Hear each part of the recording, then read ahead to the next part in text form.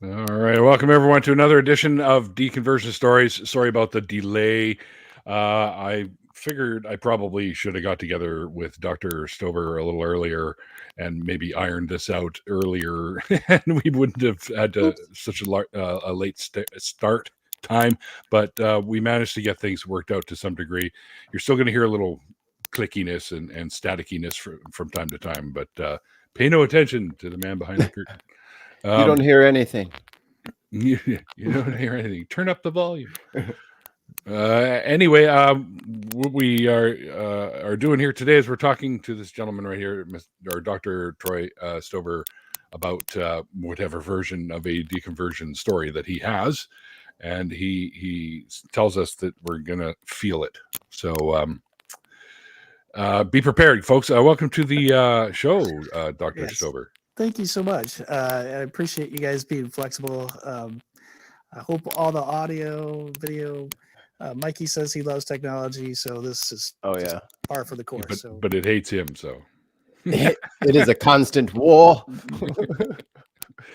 Before we get going, Troy, could you explain to folks what this thing is? The vagometer. Vagometer, that's it. Well, so it's not what you perverts think it is. Let them explain. I may have some naming things to consider as I redo like the vagometer 2, 3, and roll out other versions because it vagometer or something because the other thing is something else. So the vagometer is a invention that I put together that measures vagal tone. And so for all of you who don't know what the vagus nerve is, well, let me step back. I'm a doctor, and I know a lot about the vagus nerve. It's an enormous nerve, and it comes out of the brain, and it innervates everything inside your body, in your organs. And so basically, the entire digestive tract, the stomach, the intestines, everything is all innervated by the heart, all of the internal viscera, if you will. Vagus in Latin means wanderer. And so this big, thick nerve. It means lazy in Spanish, according to Alma. My lazy nerve. I have a lazy nerve.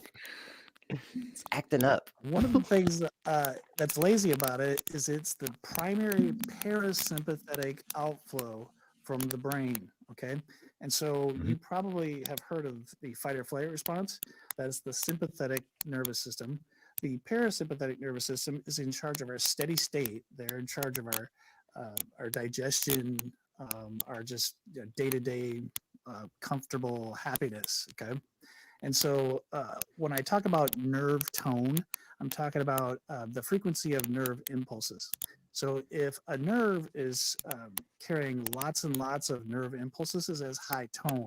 And you would see the vagus nerve vagometer tone readout go up, okay?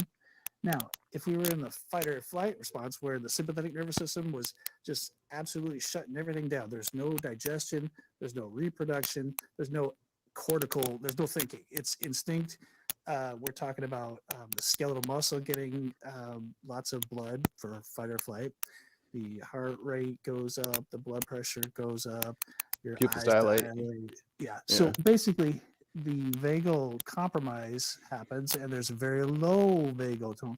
Okay, so the vagometer is really, it's our happy place. I like to think of it as like if I was watching the sunset on the beach and I had a nice refreshing beverage and I had a great day on my vacation, we would be talking about high vagal tone. But the key here is when we're stressed or we're experiencing trauma, there is no cortical functioning. There's no thinking. There's no creativity. All of the resources and the tools that we should normally have at our disposal, they are completely out of the question. And then we are in sympathetic outflow. Okay, so vagus nerve, we want as much tone as we can get on it, and so Let me ask you something real quick. Do cortisol levels play into that? Yeah. So cortisol is a hormone. So Yes. specifically, it's more of the endocrine response to the stress response. Sure. This happens to be the nerves, and nerves use chemicals and stuff too, so it's similar. But this is like the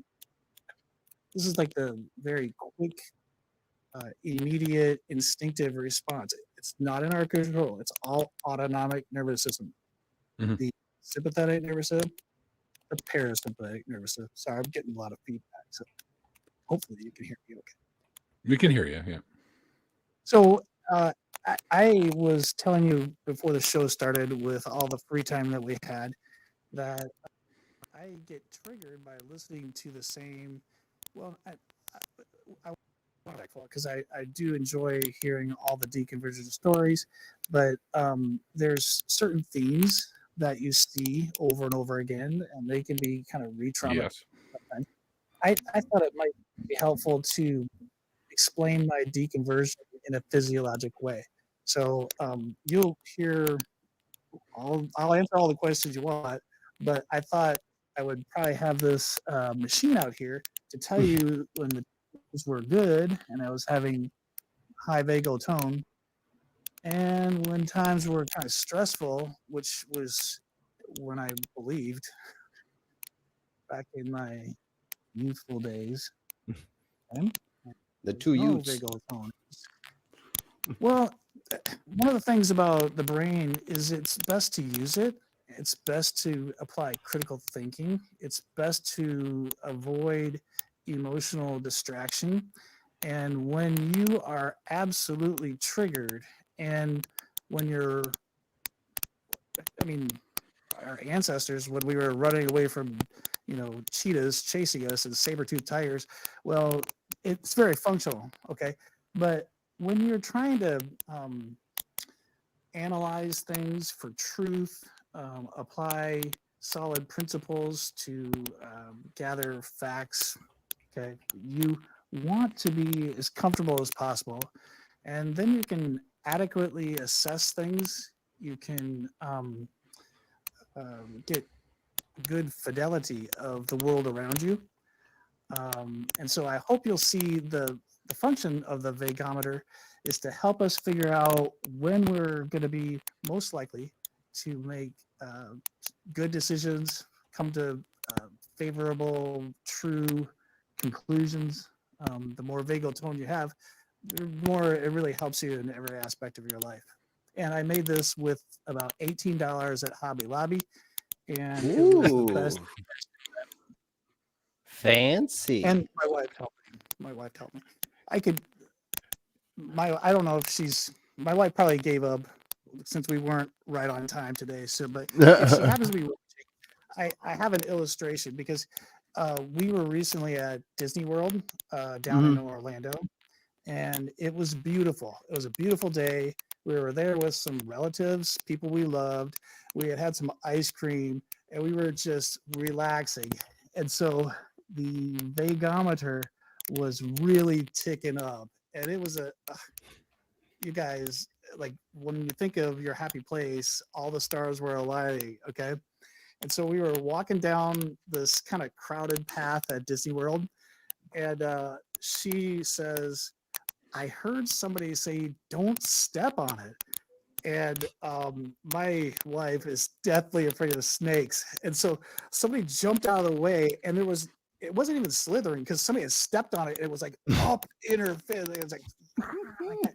And so she went from like the happy place, okay, to like up she jumped in my arms, like the ice cream went flying. It was a disaster. And so she went from happy place with her mouse ears on to like, she jumped into my arms and screaming, and it was bad. So anyway, I figured she would like that demonstration of the vagometer, so just to get you oriented Of how it works. And I can relate to that, especially the Disney part, because when I first went to Disneyland as a kid, and just like every kid that goes there, they get a pair of Mickey ears. But what did I get? I got a fucking Donald Duck bill. that squeaks when Oh, you squeeze nice. it instead. So I was like, how the hell did I get this piece of crap when I could have had Mickey ears with my name on the hat and everything? You're not Like, gonna what get the teased hell's for going that on or here? anything. No, I wouldn't mind Goofy's hat, instead of the mouse ears, just give me a big old floppy Goofy they have a hat. goofy hat. They Yeah, have I'd them. rock that.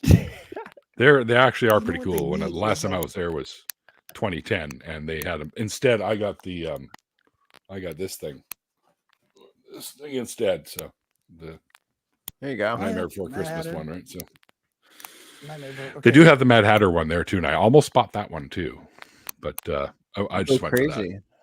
It's all about Jack Don't Skellington. don't wear it. You'll go crazy.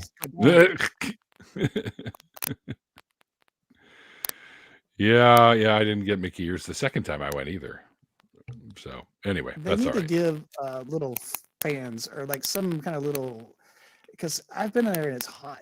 Like global warming is real and it gets so hot there. You're waiting in line, just melting. So I think they need, and plus they need entertainment in the lines because the lines can be long and you got to have something to entertain you, keep you cool. So Sorry I wasn't there. I would have been able to people, if you're entertain you. listening, I would have. sure. Because when I was walking around as an adult in Disneyland, all the kids that were there thought I was part of the Pirates of the Caribbean ride. So there you go. Anyway, let's get on to what we actually are here for. Basically, Troy, just get you to tell your story, and if we have questions in regards to what you're talking about, then we'll sort of like butt in or whatever, or say, hang on, let us get some clarification or something like that. Sure. So take us on your journey, and we'll sort of ask questions as needed, or as we think maybe folks in the chat might want to hear. I have been an atheist for about 2 to 3 years, and Okay. everything else up until that, I've been a believer. And What was if you your could just flavor? take Catholic, Roman Catholic. Okay. So if you guys could just do a prototypical indoctrination from childhood, there was never a time that I remembered that I was making a decision. I didn't have any altar call. I didn't have any sinner's prayer.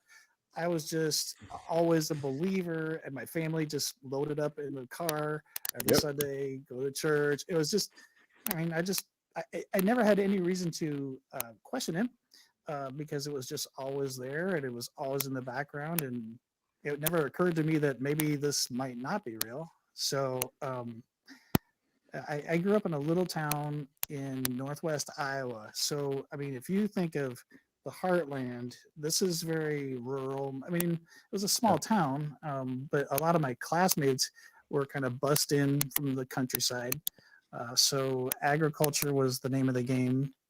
And so my family was pretty well known. There's not a lot of Catholic churches in some parts of the Midwest, so we would have to load up, drive to our destination in the next town to go to church.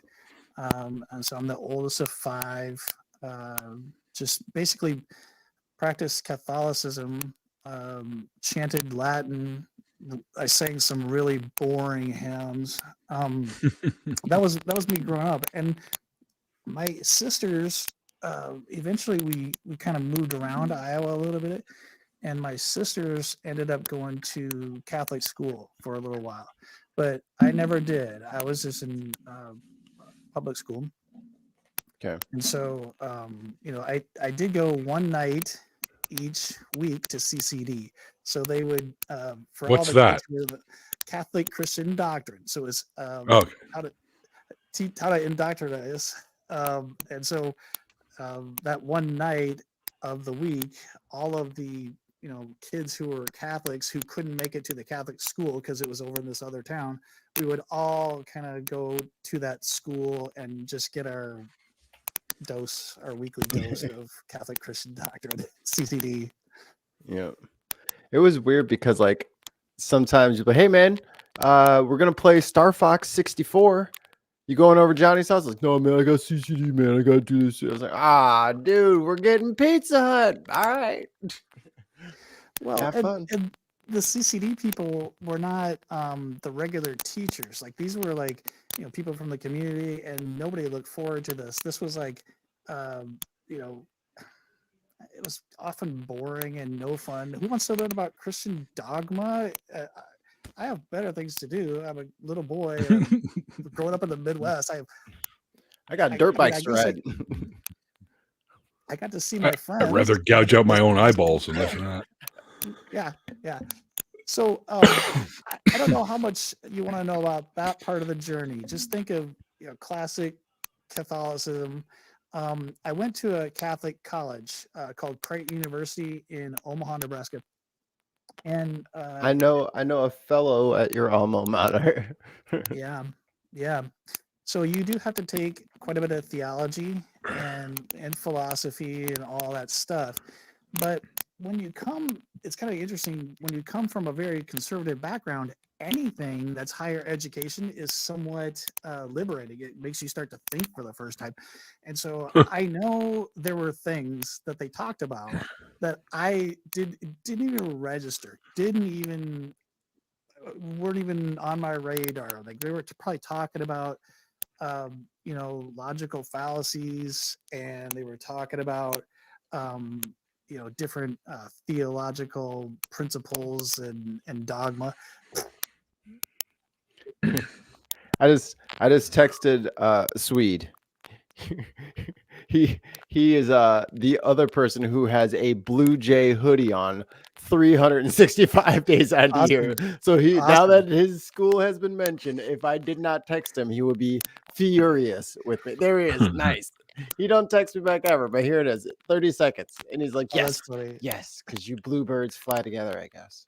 So, and campus has changed so much. I probably wouldn't even recognize that place if I went back and stuff. But, like I said, I took a lot of theology, and I just, like, they would say things that made no sense, that had no basis in reality, that were fraught with error. And I would just, I mean, it never occurred to me that they were just fallacious. And anyway, I did graduate, and then I went to medical school at Creighton, and I started learning more, and more importantly, meeting different people and knocking down stereotypes that you get being a religious upbringing in the Midwest. So, I met people with different backgrounds, different orientations, different religious, traditions. And so that started to open my mind a little bit. And once you get out of what was like one of the first, what was the first big culture shock? Was it like, oh my God, someone's got a headdress? Oh, this person's a Muslim? Was it just like, I've only read about these religions, but here they are in front of me? It was like that. It was like that. And if I was gonna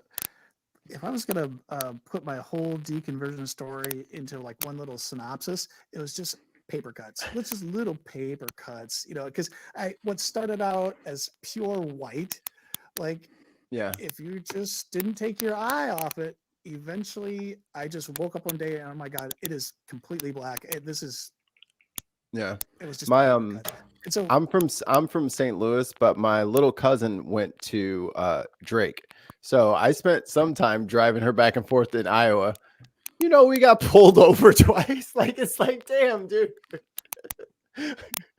They pulled my uncle over, who, God bless him for what it's worth, is the slowest driving man in the world. Said he was going like 80 something. I was like, oh, come on, man. Not now. We're so tired. We just had to move her up to the 3rd floor. Please leave us alone. But good old Iowa. And medical school at that time, Creighton was one of the first private schools east of California. So we had a bunch of California people in our medical school class. So these people were, very laid back, approachable, friendly, and like just accepting, the kind of thing that you want to be friends with, the kind of thing that you want to learn more about. You feel at home, you feel safe, more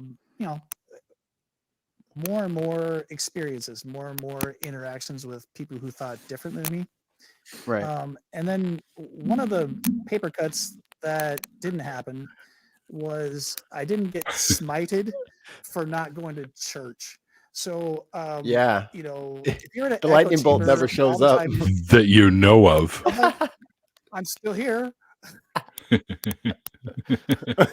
But not going to church, I actually started thinking, and you know, it was I a think pleasant thing. So I I, had time I on my think hands. I had money. yeah.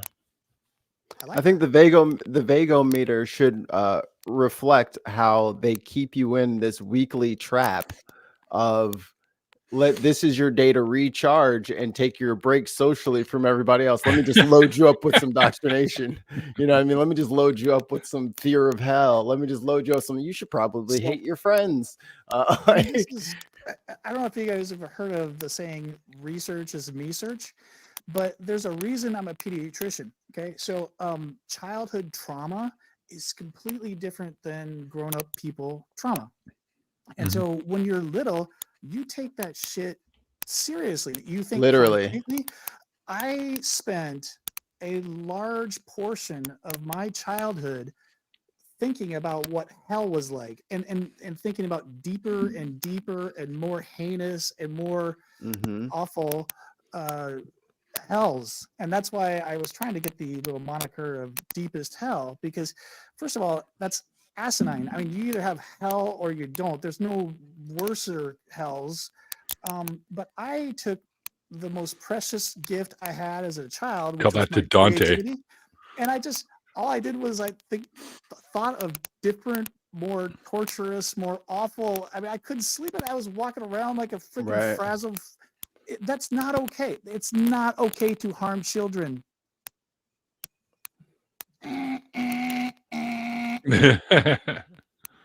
Okay, so anyway, that was a little flashback in my story, was childhood. But once that's kind of relieved and you're out of the echo chamber, start thinking for yourself.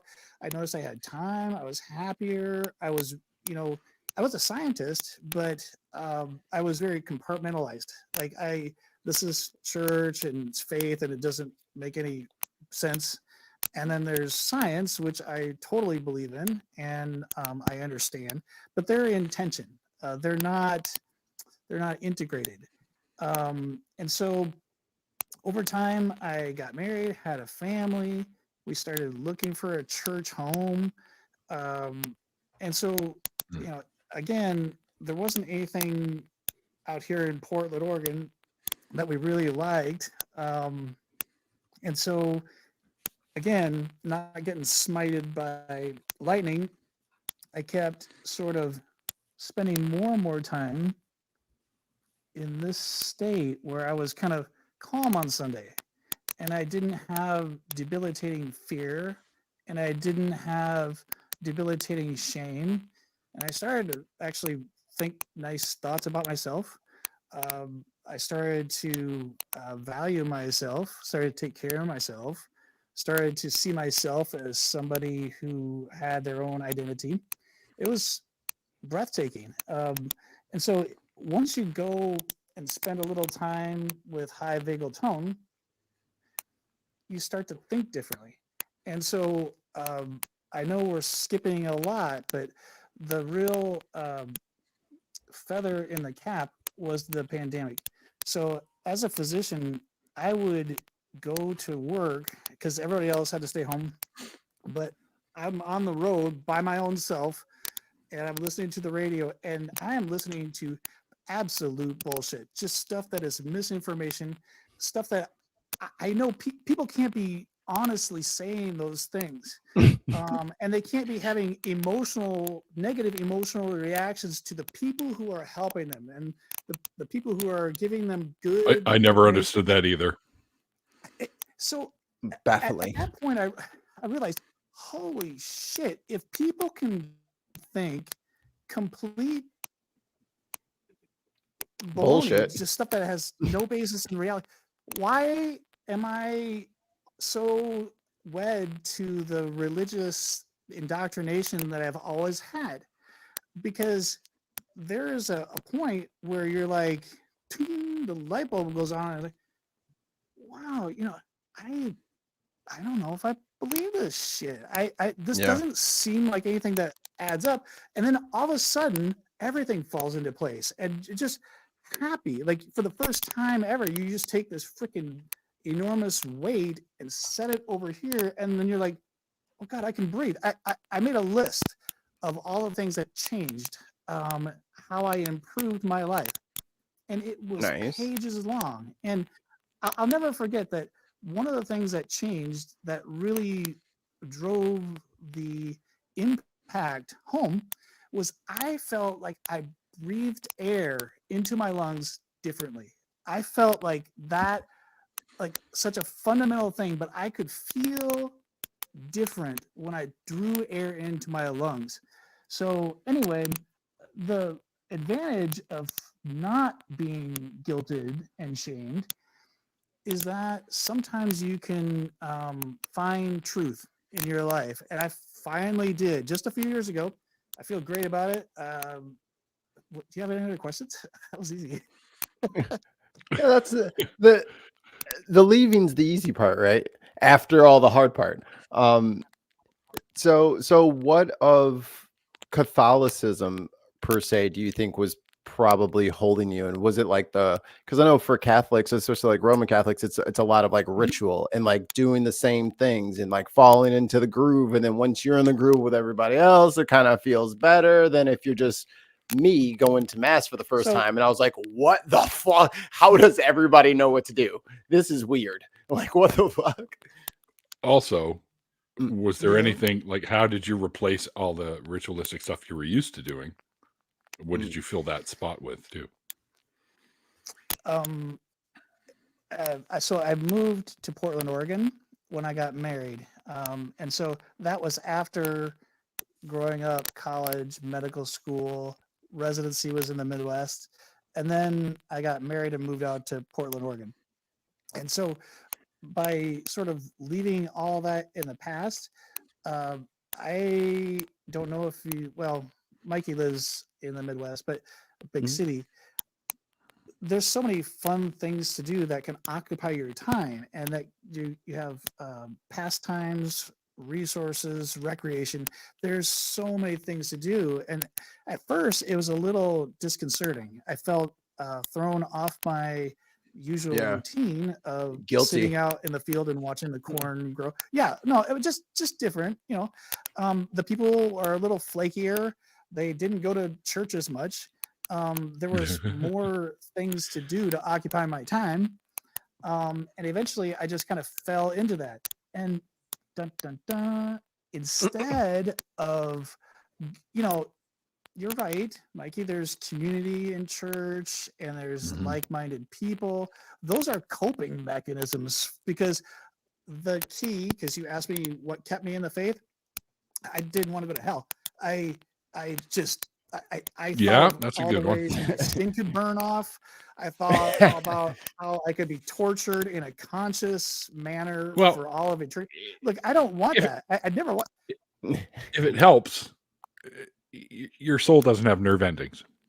Oh, that's good. When you're dead, your nerve endings are gone. So how the hell are you supposed to feel anything? That's the ultimate vagal outflow right there when you're dead.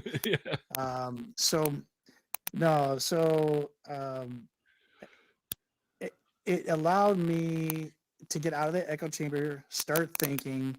But yeah, it was torture. It was trauma. I mean, I now have an entire thing about trauma, and especially childhood trauma. I mean, some of the things we do to kids, I think, are inexcusable. And there are deconversion stories where I hear the word child abuse come up, and I'm like, that's over here, and that's bad. We shouldn't do that, especially if it's not real. So anyway, with my new perspective, I've decided that it might be worth looking into. I spend all my time, giving kids their shots, telling them, to get nutrition, talk to your dentist. But like the thing that caused the most trouble, the thing that caused the most trauma, is stuff that gets a free pass every day. I'm not okay with that. Yeah, no, and nor should you be. I'm not either. That's the kind of horrific shit that Mikey and I have heard multiple times doing the show about the kind of abuse and stuff that comes from these sorts of things there. And actually, funny you mentioned that. I was just farting around on TikTok earlier today, and one of the ladies in the congregation at church got up there and started to talk about the sexual abuse that a few of the kids had mentioned about some of the pastors or priests or whatever they were. She kept telling the people in the church that you're not safe here. Your kids aren't safe here. And the pastor immediately jumped up there and tried to shut her down and everything. And she's still talking into the thing. You know, you shouldn't, she don't, that kind of thing. Right. So, and he's like, we could talk about this afterwards. So why don't we just skip? She's like, no, your kids aren't fucking safe here. And they just keep shuffling them into a different area so they're not arrested and put in a place where they should be, which is fucking jail. But the Chicago and Joliet Archdiocese, what was that, 2021, where they had 700 something victims who they had to start. It's a class action at this point. There's like it's just a legal nightmare at this point for all of the different people and all of the corruption of doing playing the shell game and shuffling these guys around so that people can't prosecute them accurately. If you're having that much trauma and that much damage to where you could even refer to it as child abuse, and it is. Like I said before, creativity should be a child's greatest asset. It should be like something that is liberating and enjoyable. I mean, I just spent my time thinking about hell. And every time I walked into the church, there was like a dead body. No, you wouldn't normally show a dead body to a kid. You wouldn't talk to kids in the same way you talk to adults, but they didn't have a cry room. They didn't have like a children's program. Right. We were just in this old, drafty, big, humongous church with like the stained glass, and it was misery. Organ going do do do. The lightning hits the zombie Jesus floating above you with a crown of thorns. I mean, you can only take so much of somebody telling you're worthless rags, you're completely undeserving, you're nothing without X, Y, and Z. There's a famous child psychologist, Dr. Amy King. She says that the key to children, the key to parenting them, the key to their development is unconditional love. And if there's anything that religion is conditional. And you guys know Brandon from Mindshift. He tells his deconversion story. He walked around a nervous wreck because he wasn't sure if he prayed his prayer right. He wasn't sure if he's achieved salvation right. I hear that on every single deconversion story. Somebody's worried about getting sanctifying grace on their soul. Whatever that fucking means. Somebody's worried about getting left behind in the rapture. Kids think differently than grown-ups. If you took kids and sequestered them, and then when they were 18 years old, you came to them with the shit, they would just laugh at you, and it wouldn't even bother them. They would be fine. No, they'd be fine. They'd be like, "What are you fucking talking about? Go away! You sound crazy. Get away from me." Yeah. Well, so why do you suppose we give that a free pass? Like every other thing that's bad for kids is front and center, and we're aware of it, and we're working on it, and we're taking steps to remediate it. And I have been active as a pediatrician in this community for a long time. There was a famous study that came out in the 90s called the ACEs study, and they listed off the things that cause childhood trauma. So, your parents incarcerated, they have a drug problem in the family, maybe there's mental illness. There's lots of different things that can disrupt a child's life. Yeah. Do you suppose that the one single thing that causes the most harm was listed on that list of adverse childhood events? Religious indoctrination and just scare your child shitless? Not on the list, I bet. No, well, I'm here to ask why. That's part of the reason I'm here with my vagometer.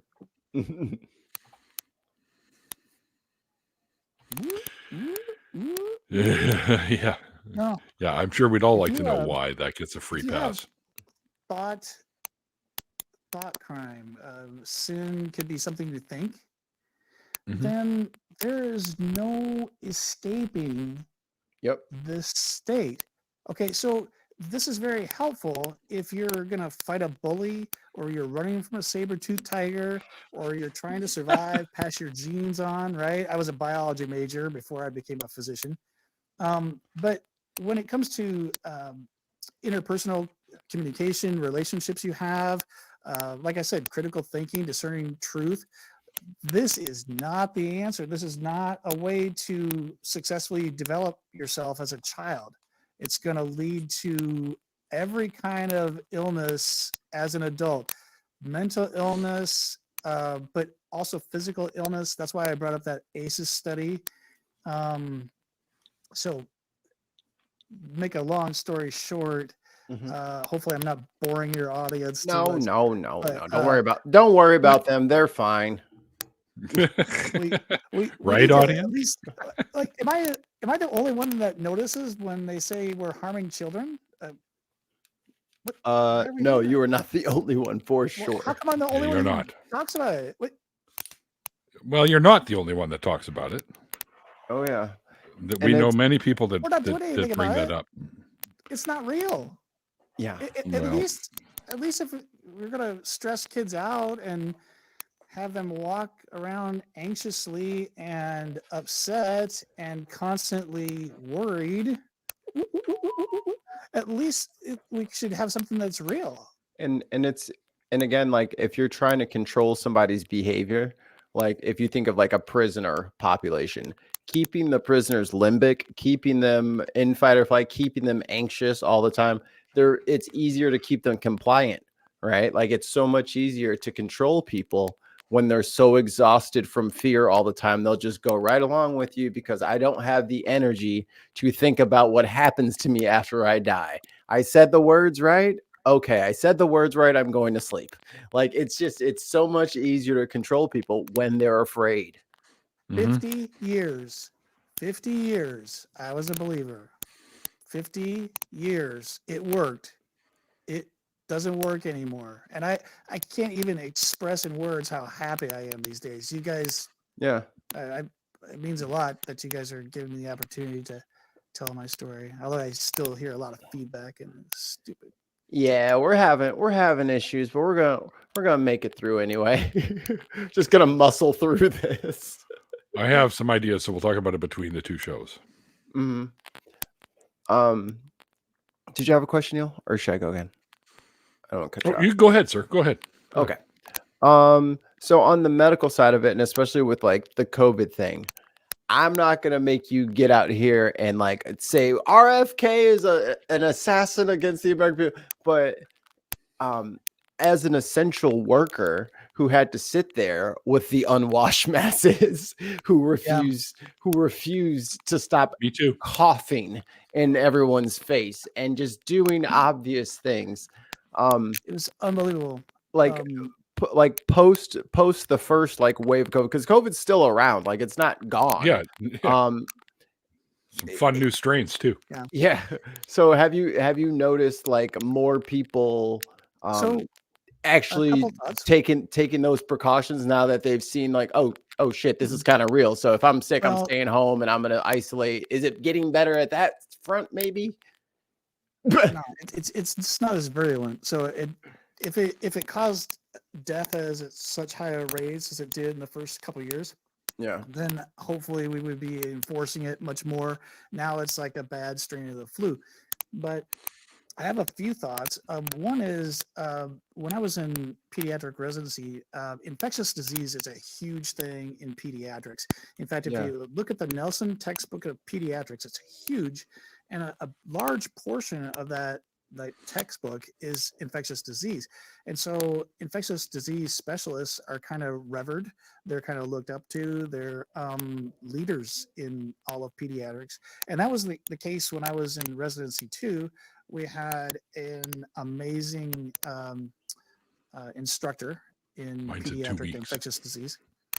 And so when we started attacking Dr. Fauci, like a national hero who helped us during the worst pandemic we've ever seen, I knew something was wrong. I could tell this was not right.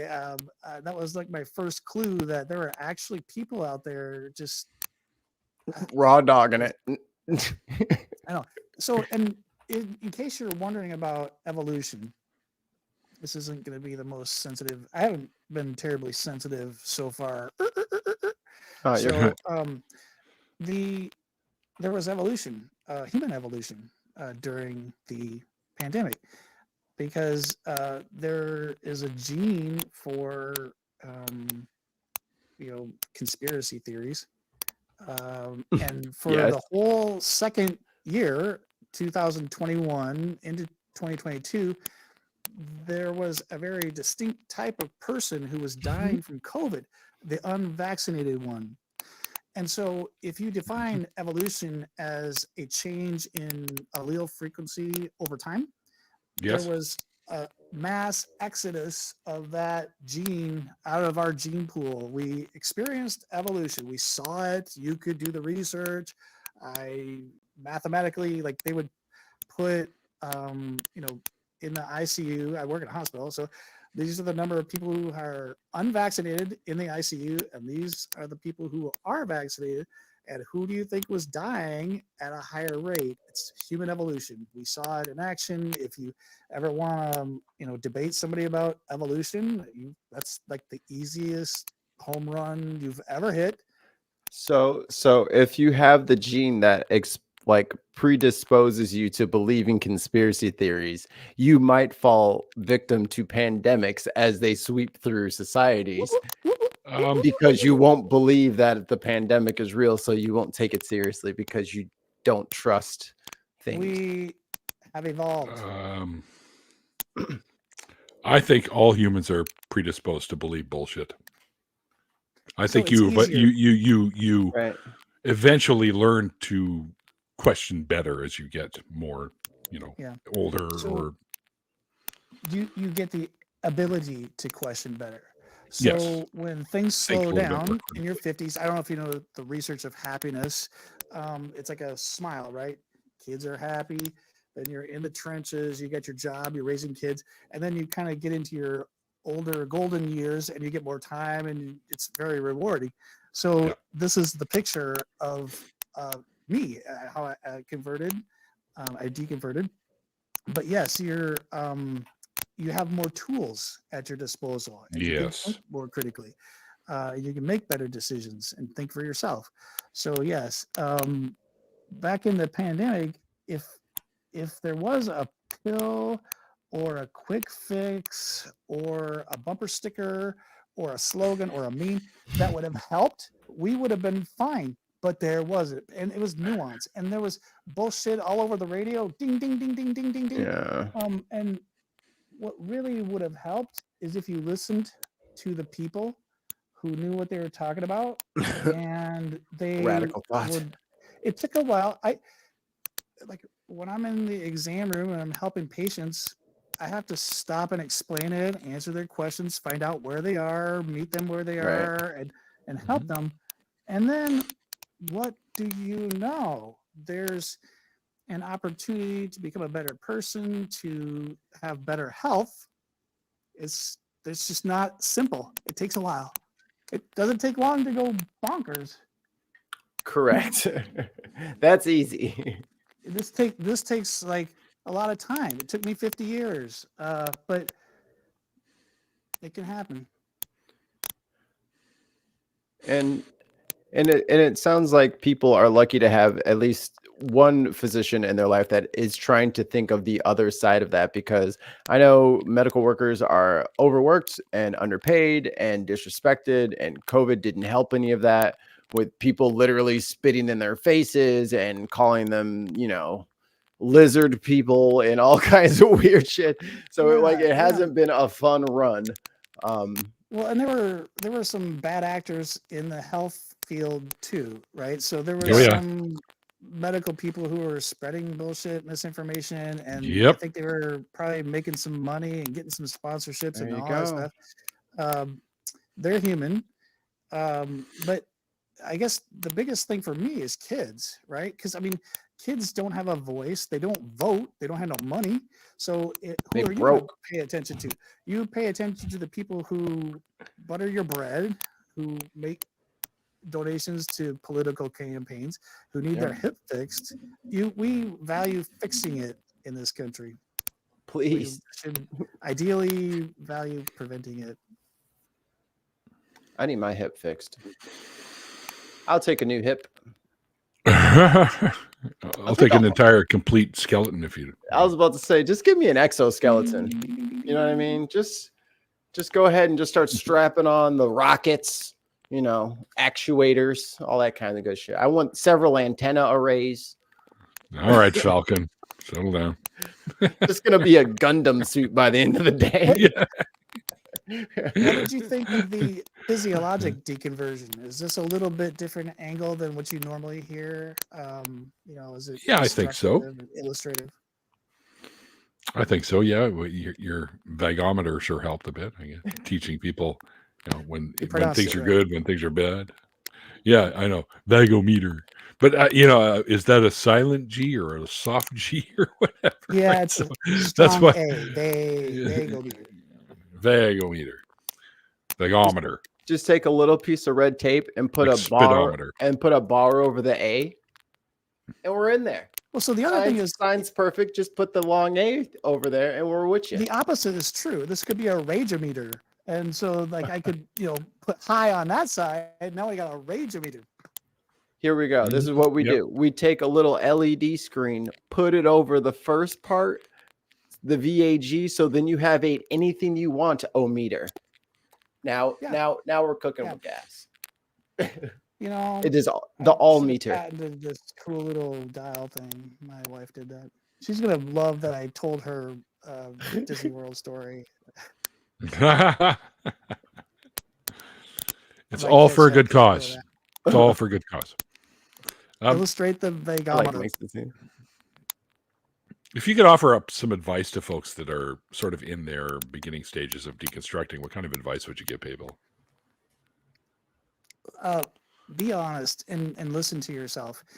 The most profound negative thing that I had all throughout my life that held me back for a long time was this inner turmoil, this inner narrative that you are worthless, you are terrible, you are not. I mean, I can't even tell you how low my self-esteem was. But the things that finally took down Christianity, the things that finally led me to truth, are things that kids can come up with. Children can ask these simple questions, and you should listen to yourself. Okay, so having some reflective insight, giving yourself some credit, being someone, actually having an identity, that would be my best advice. Listen to those little nagging, God, that sounds so weird. It sounds like I hate that person. I shouldn't be hating. That sounds so weird. I know water doesn't part like that. I know snakes don't talk. I know people don't come back from the dead. But I must believe it. So anyway, go like this. That's my advice. Yep. Drop the unnecessary baggage. Just put it down. Just put it down. You have to carry that. We make it. It's funny, Mike. You say that, and we make it sound like it's so easy. It's not really. It's. I mean, for me, I was never really a full-on believer, even though I wanted to be, because it felt weird not being or not having this as strong a belief as many of the people around me did. But so it wasn't as hard for me to sort of fade out of it. But it can be pretty difficult for some people, right? So, and they'll start expressing their doubts to friends and family, who will then put out the lasso of Christianity or Mm-hmm. whatever belief and try to pull them back in with it, right? that's So It's the love bomb time. Now it's time to make sure that they get special treatment and they get, extra dinners, and we go and let's go to a movie, just us with the youth group, and do it. And then they get you right back into the same. They won't let it's you the out. echo chamber. It's the echo chamber. Like, I really value higher education, and I think everybody should. I love learning. All that science, I mean, that was stuff that as a kid really grounded me and Yeah. kept me sane. Eventually you get out of that echo chamber and you give yourself the ability to make change and to think differently, and that would be my advice. Listen to like that tiny voice. Wow, maybe they should be allowed to get married. I mean, everybody else can do that. Who's it hurting? I've always said everyone mean, deserves the maybe same they rights to should. be miserable. Women seem like they have something to offer. Women seem like they're just as intelligent as we are. They're If not in more many so. of the other same roles that we are. So Yeah. The guys who made all the listen to tests. that little voice. I agree. We're making it sound simple and we're kind of laughing, but when you're over here, shit's real. And Yeah. I spent so much time thinking about how my skin would melt off and my eyeballs would pop out, and I was Like Total helpless. Recall when his helmet I know a came little off. bit about that. That's what it was. Yes. Like Total Recall when his helmet came off on Mars.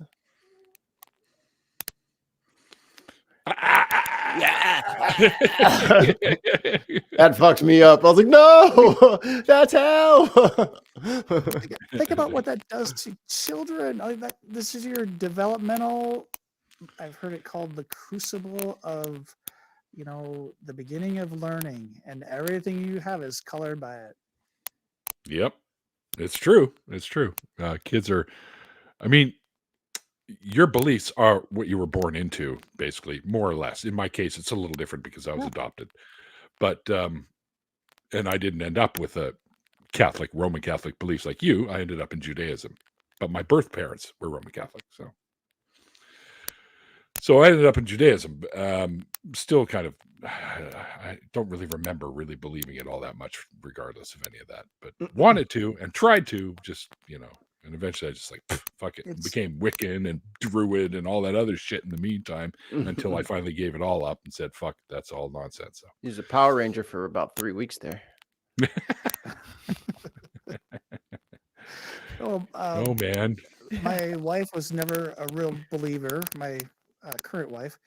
And so every time I explain this kind of thing to her, and I try to explain to her what this is like, she's just floored. She's like, that isn't instructive. That's illustrative. I learn about you when you describe what it was like when you were growing up with that kind of intense, traumatic experience. And that explains a lot. That explains a lot to me, that how I came to arrive at where I am now and where I was and why I had the problems I had. And yeah. It makes you feel less crazy. It's like, oh, that's why I'm weird. Y'all weirded me. I hate to break this to you, but we're all not weird. an excuse. There is no normal. That's another thing. In Don't let 'em fool pediatrics, we try to instill resilience. And so we just kind of assume everybody's got some, right? Okay. Yeah. And I just explained that I consider one of the biggest things religious trauma. It's so pervasive and it's found ubiquitously. I'm trying to use as many big words as I can. Fun, but right? we just said, okay, everybody's messed up. So let's do the things that will help everybody. And so more and more when we go about preventing and helping prepare kids to be healthy adults, we go about building resilience. We establish family routines. We encourage family interactions. We encourage things that create an identity. We encourage you to know what your strengths are. We encourage you to know who your people are. All things that are reassuring and uplifting and building. You might have heard of the term trauma-informed care. That's a really big ding. Really big ding. I can't even talk. Really big thing.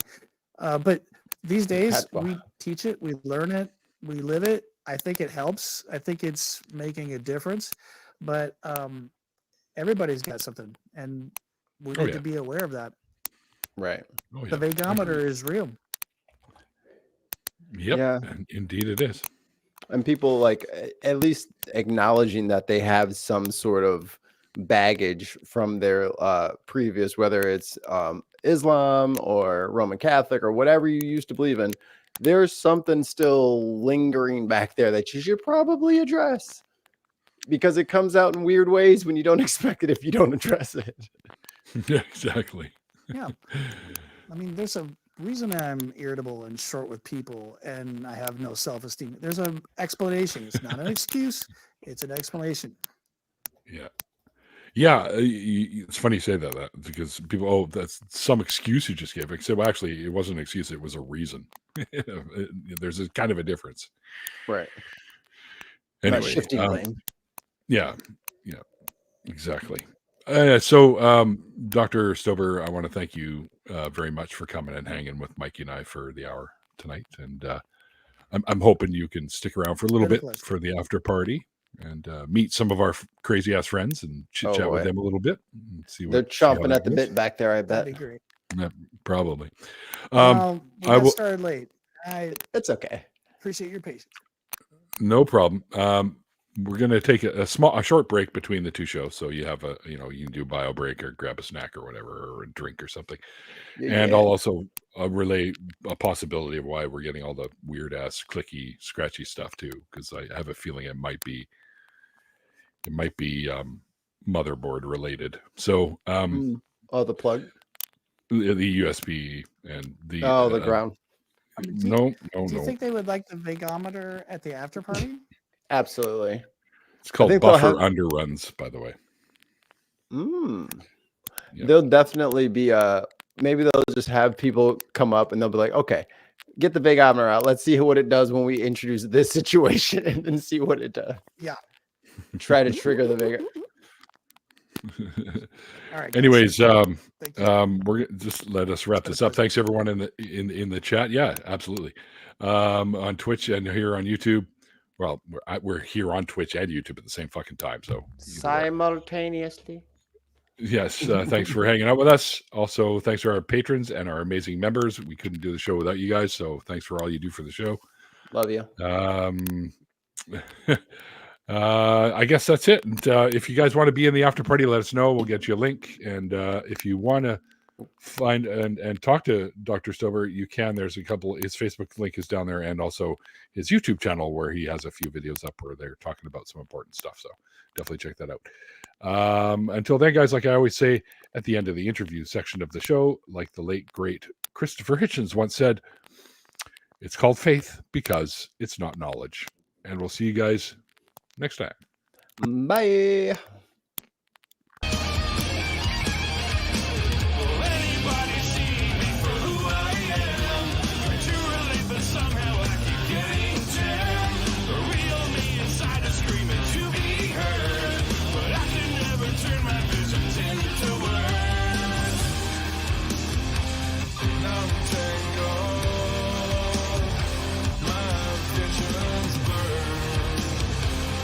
Untangled.